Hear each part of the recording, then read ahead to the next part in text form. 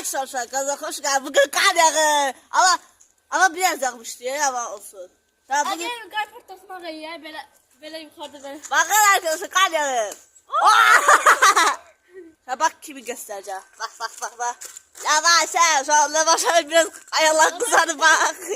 Ama şu şey soyuk düştü. Gel onu bakalım para oldu.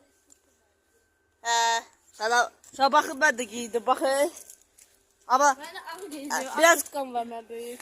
ha karnıdı belki. Şu an buz var. Buz var. Soğuklardan eve hasta olanlar.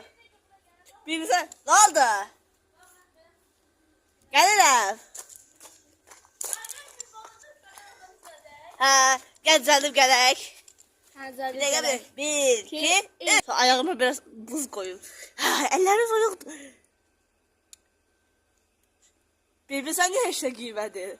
Aslında ben soğuk değilim. Ben hele dolmuşam.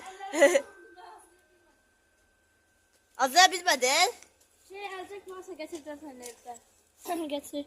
Kanalımıza abone olmayı, tütüne basmayı, like atmayı unutmayın. Sağ olun.